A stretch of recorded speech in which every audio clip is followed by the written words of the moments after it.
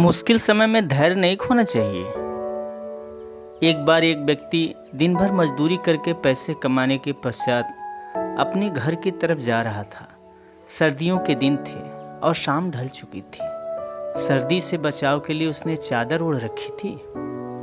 उसके इलाके में डाकुओं का बहुत प्रकोप था।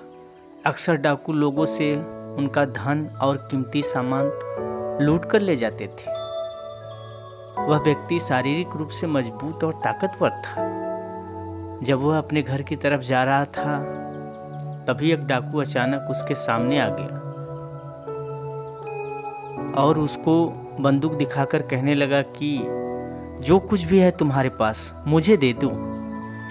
उस व्यक्ति ने भाप लिया कि यह डाकू शारीरिक से तो मुझसे कमज़ोर लग रहा है, इसकी असली ताकत इसकी बंदूक है।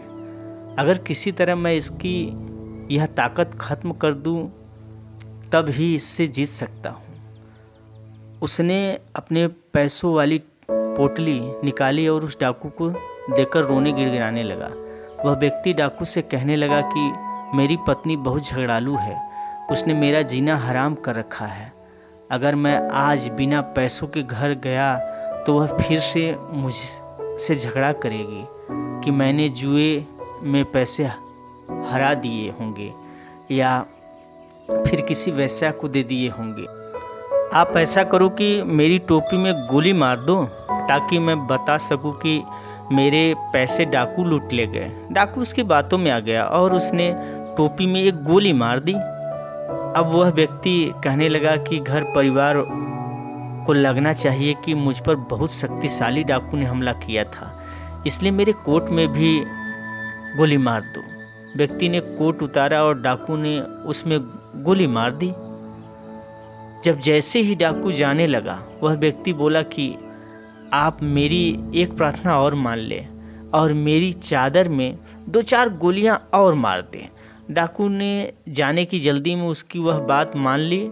इस बार भी डाकू जैसे ही जाने के लिए मुड़ा, वह व्यक्ति फिर से बोल पड़ा, मेरी एक बात और मान लो।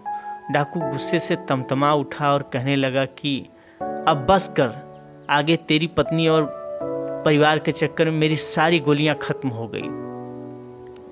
उस व्यक्ति ने जैसे ही यह सुना, उसने तुरंत उस डाकू को दबोच लिया और अपने पैसे वापस छीन लिए।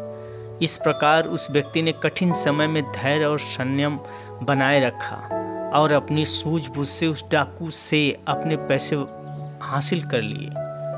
इसलिए हमें मुश्किल समय में धैर्य नहीं खोना चाहिए और अपने विवेक से निर्णय लेने चाहिए। जैसे इस व्यक्ति ने जब तक डाकू के हाथ में बंदूक थी तब तक अपने आप को लाचार दिखाता रहा और जैसे ही गोलियां खत्म हुई तब ही उसने अपने शारीरिक बल का प्रयोग किया।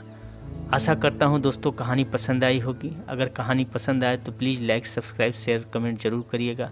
फिर मिलेंगे अगले वीडियो में। तब तक के लिए आप सभी को अलविदा।